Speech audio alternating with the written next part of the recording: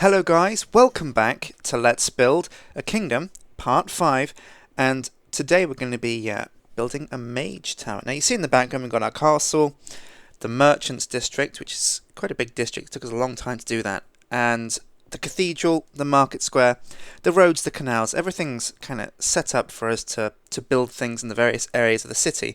But today we're going to be building a mage tower in the area we cordoned off and designated as the Guild District. So take a look with me now as we check out the area and see what we can do in the area we've got.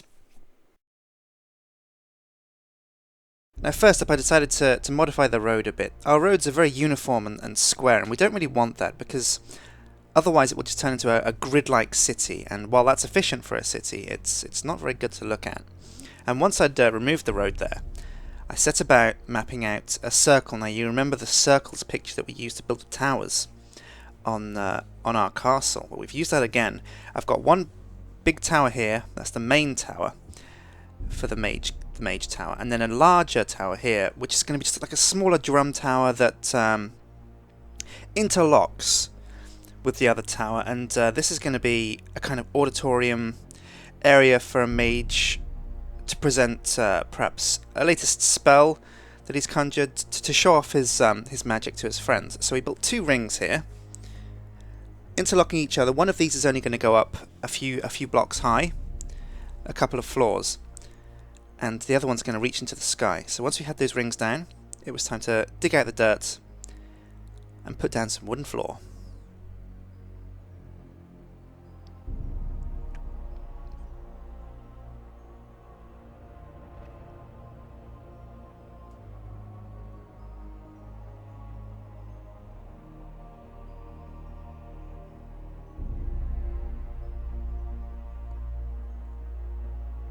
I used lighter stone brick, marked off the floors as well, every 4 blocks, set a layer, just to measure how high we were going. It helps give you a bit of perspective and helps you realise when you're mapping out windows and things how high you've gone.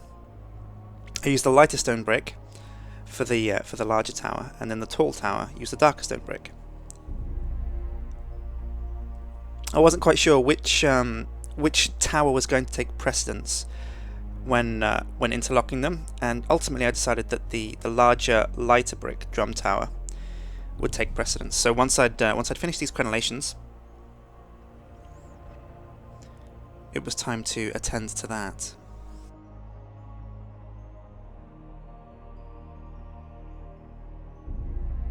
This is as high as I was going to go with the smaller drum tower, the larger in circumference drum tower, but I wanted to add a glass dome over there on the left. So I put an area for people to walk through, to walk along the battlements there. But since it's not a military building, I didn't want just pure crenellations with areas to fall off. I mean, these are old mages, these are old guys. I mean, they're standing on their battlements, a bit, kind of frail. They've got magic, but they don't have walking sticks. So I put up some fences there to make sure none of the old guys fell off. And once I'd done that, I came around to the sides and gave the walls a little bit of a touch up, gave the windows a bit of decoration, and made sure that the building sides had a bit of variation, so they looked quite fancy. The windows were easy enough to do, but the sides of the circle, the corners of the circle, I wasn't quite sure what I was going to do until I finally settled on building the stone brick half blocks with gaps in between to give it a kind of jagged feel.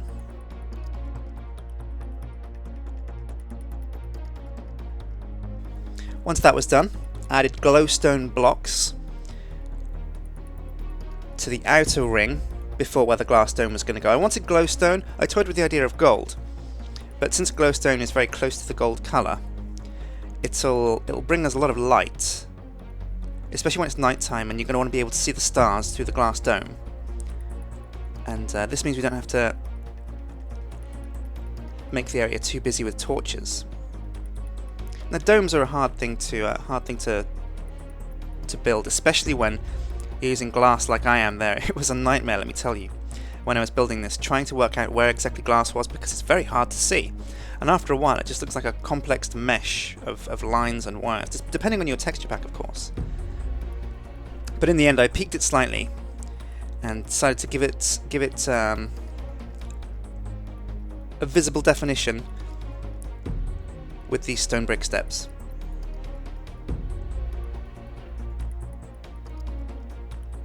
Now I toyed with the idea of what I was going to actually put on the peak. I thought about putting something majestic and magey, something ethereal, something magical up there, but in the end I just finished up the stone steps and left it as a peak. And once that was done, it was time to block off the lighter stone brick from the tall tower, because if you're inside the tall tower and everything's like dark stone brick, seeing that sheer wall of light stone brick is going to be quite distracting. So once that was done, it was time to build up, remembering every 4 blocks to mark out where the floor was with wood, and then continue on upwards. And we went really high with this building. I'm not sure exactly if it was quite as high as the towers, at least when we got to the first stage, but after the second stage of building it definitely was, and you'll see what I mean by that in a short while. You see me here building another circle here on the side of the tower. This is going to be a slight offshoot tower, smaller on the top, that leans out slightly to give it a little bit of, to make it look nicer, essentially. Make it look a bit different. Now, I spent a long time, I didn't actually use a circle picture to draw out this. It was all mapped out in my head, and I was constantly getting the blocks wrong. You see, if you're building a circle and you use the block previous as your guide to build the circle to place the next block, if you place the block previous in the wrong position, it offsets the whole circle, which can screw you over quite a lot. So once the circle was set out, it was time to finish up the top of the tower, and then again build up this top smaller tower. Once that was done, I went sideways, and you see me building out an arm here that's going to support a smaller side tower.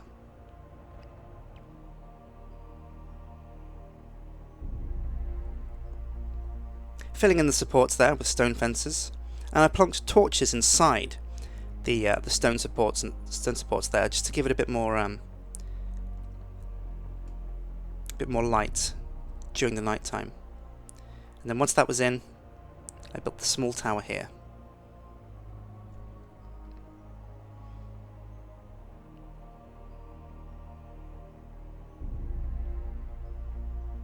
I have to give credit to my friend Mike, who gave me the idea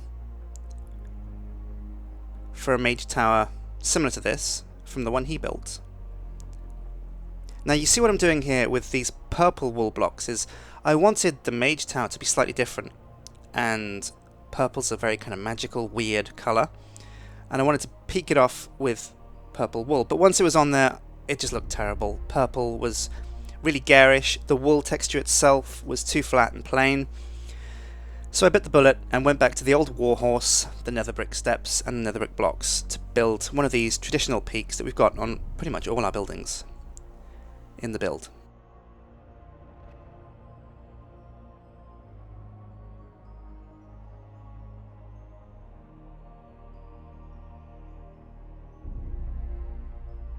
And again, once that peak was done, it was time to hit the smaller tower extension and build that up to the same height.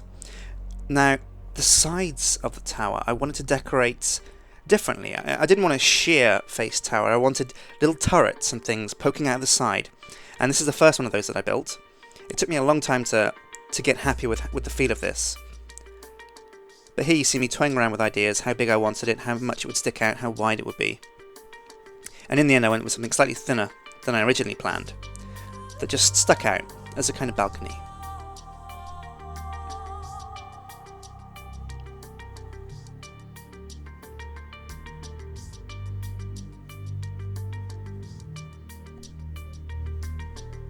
Leaving that half finished, I decided to hit the walls and the windows on this side of the tower. I tried crosses at first, but it felt like it was opening up the tower a little bit too much. So I toyed with these kind of semi-balconies here in the red nether brick steps, but ultimately the red was too striking, so I went back to the wood. And then once that was done, it was time to come out again here with an arm to build another support, but this was not going to be a tower. Now, any good mage will tell you that a mage needs open air for certain spells. He needs to be open to the environment. He needs a large casting platform that's open to the sky to cast his more majestic spells, and that's exactly what this was. This was a platform that a mage could walk out onto, reach up to the heavens, and call down thunder, lightning, and all kinds of terrible magics that you might imagine a mage would do. I toyed with the idea of red and black wool here.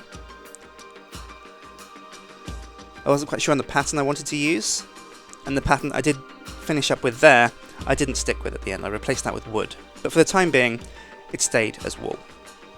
And with that done, it was time to finally put a peak on the tallest part of the Mage Tower.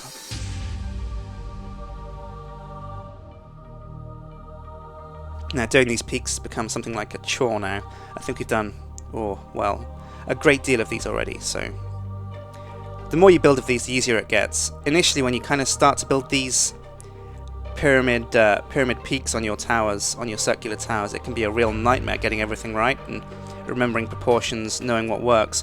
But the more you do it, the easier it becomes, and the more natural it feels to put these peaks on. And once we've reached to the heavens, it was time to stake our claim and put down the flags. And the Mage Tower is going to be represented by red and black flags. So there it is. The auditorium, not quite finished. We'll come back to the interiors at the end of the project. But for the time being, you see the lava dripping down from the centre and pooling itself in the fountain at the bottom. A nice majestic display to show off to the mages.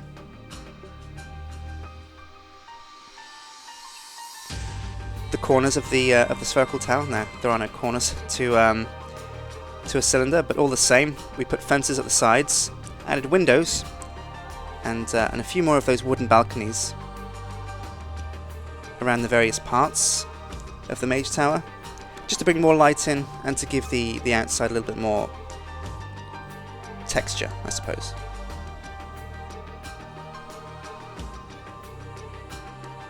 And then an altar and archways on the channeling platform that we built out there on the left. So there you have it. That's been our Mage Tower build, and stay tuned because next time, well, I'm not sure where we're going to be heading next time. Perhaps the docks, perhaps the slums. Who knows? But join me next episode when we hit the kingdom again and build up some more areas in our kingdom. I've been Sjin. Thanks for watching. I hope you've enjoyed this episode of Let's Build. I will see you next time, especially if you click subscribe. So take care.